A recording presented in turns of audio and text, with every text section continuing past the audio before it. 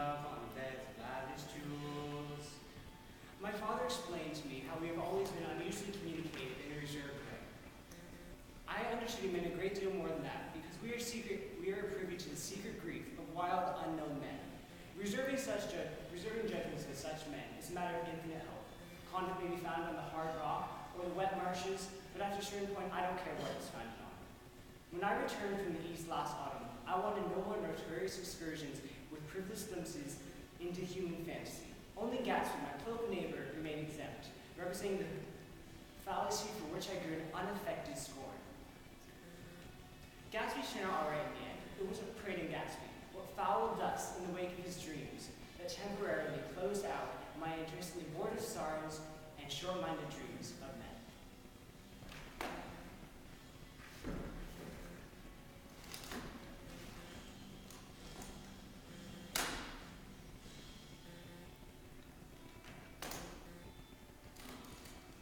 Mr. B, if you just keep listening to me.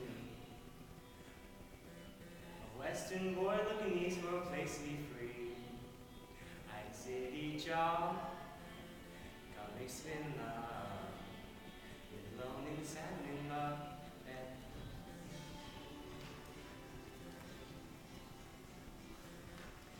When I first arrived in New York, I was invited to Buchanan's house for dinner.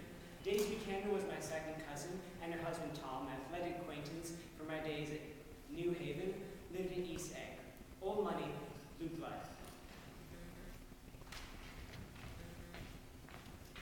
Yeah, I've got a pretty nice place here. Oh, Nick, I'm paralyzed with happiness. This is Miss Baker. How do you do? Oh, Nick, do they miss me in Chicago? They're absolutely splendid without you. It's like a funeral march, but much, much worse, I'm afraid. Gorgeous. Have you seen the baby? She's rather pretty. Oh, no, I haven't. Well, you ought to. She's asleep, and she's two, and she's, well, you know. What are you working in, Nick? In bonds. Who do you work in bonds? Mr. Carnegie Mellon Rockefeller, I'm sure you've heard of him. Doesn't ring a bell. Reading your books lately? Well, Goddard. Look at Goddard.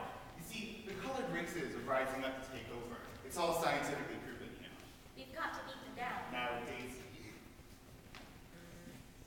Are you getting married, Nick? Excuse me.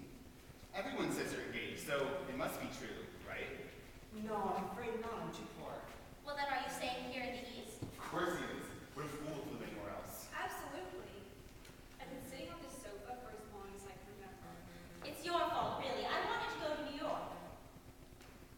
So you live in West Egg? I know someone there. You must know Gatsby. Gatsby? What Gatsby? Dinner time.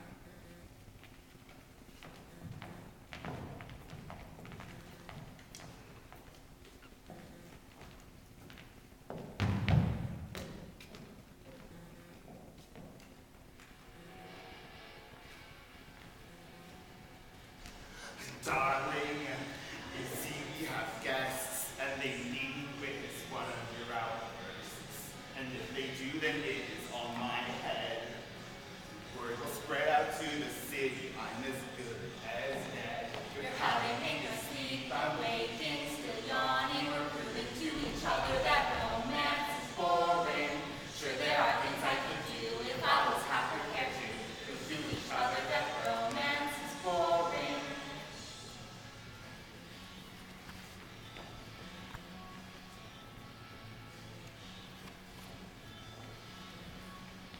As you mean to continue, Complacent and self-involved. you're trying not to be nervous. If you are trying at all, We will wait, we will snap, we will break. Lay my difference, wait till I walk out. well, your stray spit in lie, secrecy undisguised. It's this life, no, not you, that I espouse. You're pouting in your sleep, you're waking, still yawning. We're proving to each other that romance is boring. Sure, there are things I could do if I was half prepared to prove to each other that romance is boring. Oh, look, my fingers are black and blue. It's your fault, Tom. I know you didn't mean to, but you did. That's what I get for marrying a big, burly, hulking beast of man like you. I hate that word, hulking. You didn't hate it. Hulking.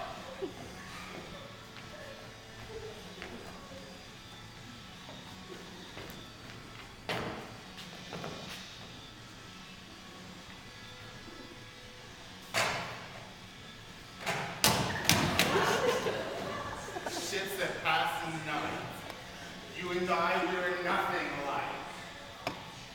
I pledge the cruise. You are gone out to trawl.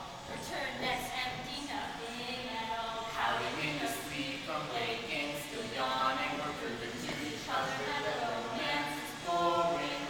Sure, there are things I could do if I was half prepared to prove to each other that romance is boring.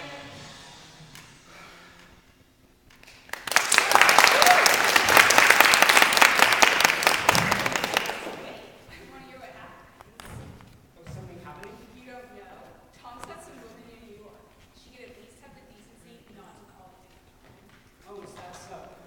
Stop this. Let's get drinks. We have guests over, for God's sake. Why didn't you come to my wedding, Nick? The war. Oh, that's true. How's the little one? Who? Your daughter?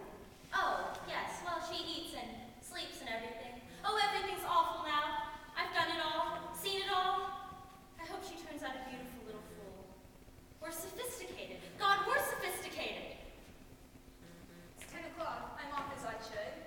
Oh, Jordan has a tournament tomorrow at Westchester. Oh, you're Jordan Baker. Wake me at 8, would you? Of course you will, Nick. I'd like to arrange a marriage, actually.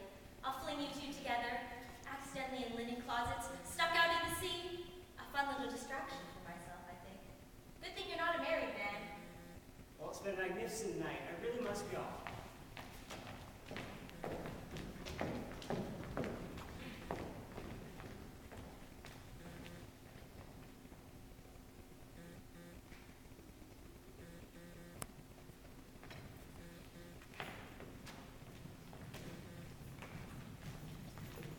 After leaving the Buchanan's glittering white palace, I headed back home to West Egg.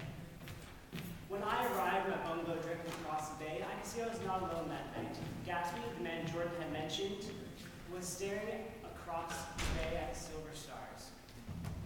I finally worked up the conviction to call to him